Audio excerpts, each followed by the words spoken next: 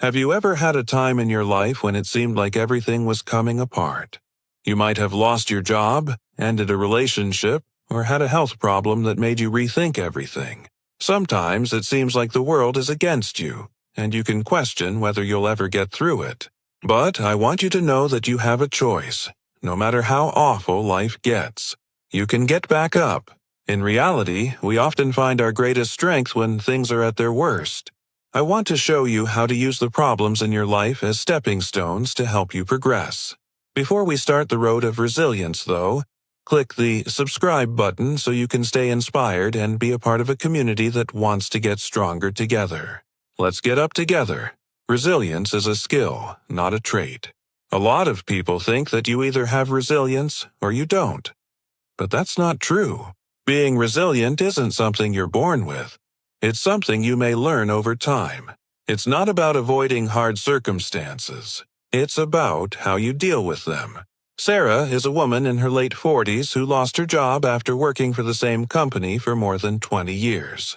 She was heartbroken. She had always thought of herself as her job, and losing it felt like losing a part of herself.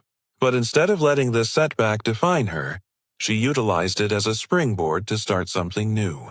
Sarah made the choice to establish her own small business. At first, it was very scary. She was so afraid of failing that she couldn't move. But she made it easier to understand. She didn't just jump in. She took modest, planned steps. She did research, made connections, and learned new skills. What happened? She not only started her business, but it rapidly became prosperous. Her tale teaches us something important. Resiliency takes time. Every problem you have is a chance to get better at that talent and make yourself stronger. Your resilience builds every time you do something, even though you're scared or unsure. Just like a muscle becomes stronger when you work it out. So, when life knocks you down again, realize that you can always get back up stronger. Start small. How small? Wins can help you. Making big changes in your life can be hard to handle. When we think about the broad picture, like reducing weight, getting a job, or reaching a goal, it can seem unachievable. But the key to success is not making big moves. It's making small ones, little victories. John, who was 65 years old, had health problems for a long time. He wanted to lose weight, but the thought of changing his whole life scared him. He understood that he didn't have to make big changes straight soon. Instead, he set a simple goal for himself: to walk for 10 minutes every day. That's all. Only 10 minutes. At first, 10 minutes seemed like nothing. But over time, as his body became used to it, John started to feel better. He could walk for longer and had more energy. Those treks that used to last 10 minutes now last 30. And before he realized it, his modest act had tremendous effects. You don't have to alter everything all at once, as John's story indicates. Every little thing you do matters, and the momentum grows. Small victories can lead to big transformations over time. So today, choose one small victory. What can you do right now that will help you get to where you want to go? It may be anything from drinking more water to beginning a journal to making time for a hobby you've been putting off. Those small victories pile up. Make your problems become chances. Let's talk about how we think now. It's easy to get locked in a negative loop when things go wrong. Why me? Or, this isn't fair. But here's the thing. Everything changes when you change how you think about your problems. Take Mary, for instance. She was in her 70s when she experienced a major health crisis that made her rethink everything about her life. The diagnosis was a wake-up call for her, and she realized that she had been ignoring her health for too long. Mary didn't see this as a setback. She saw it as a chance to make things better. She took the initiative.